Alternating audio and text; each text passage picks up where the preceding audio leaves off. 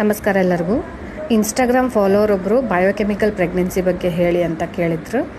ಹಾಗಾಗಿ reel biochemical pregnancy ಅಂತಂದ್ರೆ ನಿಮಗೆ ಪ್ರೆಗ್ನೆನ್ಸಿ ಟೆಸ್ಟ್ ಪಾಸಿಟಿವ್ ಬಂದಿರ್ತದೆ, ಆದರೆ ಮೊದಲ 5 ವಾರದ ಒಳಗಡೆ ಅಬೋರ್ಷನ್ ಆಗಿಬಿಡ್ತದೆ. ಅಂದರೆ ನಿಮಗೆ ಬ್ಲೀಡಿಂಗ್ ಆಗಿಬಿಡ್ತದೆ.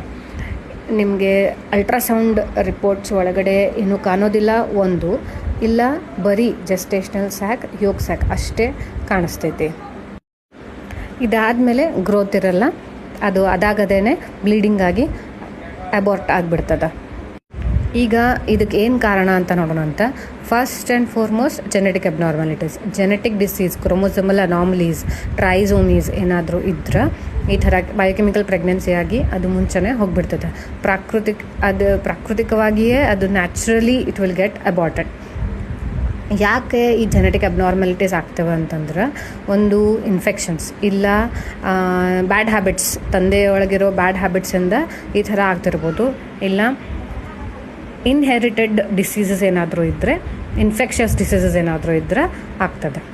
ಸೊ ಇದ್ರೊಳಗಡೆ ಏನಾಗ್ತದೆ ಅಂದ್ರೆ ಫರ್ಟಿಲೈಸೇಷನ್ ಆಗ್ತೈತಿ, ಓವಮ್ ಮತ್ತು ಸ್ಪರ್ಮಿಂದ ಫರ್ಟಿಲೈಸೇಷನ್ ಆಗ್ತದೆ, ಬ್ಲಾಸ್ಟೋಸಿಸ್ಟ್ ಡೆವಲಪ್ ಆಗ್ತೈತಿ, ಯೂಟ್ರಸ್ ಒಳಗೆ ಎಂಡೋಮೆಟ್ರಿಯಮ್ ಲೈನಿಂಗ್ ಕೂಡ ಥಿಕ್ ಆಗಿರ್ತದೆ. ಬಟ್ ಒಮ್ಮೆ ಅದು ಯಾವಾಗ ಅದು ಬೆಳೆಯೋಕೆ ಆಗೋದಿಲ್ಲ, ಆಗ ಬ್ಲೀಡಿಂಗ್ ಆಗಿಬಿಟ್ಟು ಅಬೋರ್ಷನ್ ಆಗ್ತದೆ. ಪ್ರೆಗ್ನೆನ್ಸಿದು ಯಾವುದೇ ಸಿಮ್ಟಮ್ಸ್ ಕೂಡ ಇವರೊಳಗಡೆ ಇರೋದಿಲ್ಲ. ಬ್ಲೀಡಿಂಗ್, ಲೋ ಬ್ಯಾಕ್ ಏಕ್ ಮತ್ತು ಸುಸ್ತು ಇಲ್ಲ ಬ್ರೆಸ್ಟ್ ಟೆಂಡರ್ನೆಸ್ ಅದು ಸ್ವಲ್ಪ ಇರ್ತದೆ. ಅದು ಬಿಟ್ಟರೆ ಬೇರೆ ಯಾವ ಸಿಮ್ಟಮ್ಸ್ನು ಇದ್ರೊಳಗಡೆ ಇರೋದಿಲ್ಲ. ಇಲ್ಲಿ ಮೇಲ್ ಕಾಣ್ತಾ ಇರೋದು HCG levels. Beta HCG starting ಒಳಗಡೆ ಜಾಸ್ತಿ ಇರ್ತೈತಿ, ಬಿಕಾಸ್ ಫಿಟ್ಲ್ ಎಂಬ್ರಿಯೋ ಅದು ಫಾರ್ಮ್ ಆಗ್ತಿರ್ತದೆ.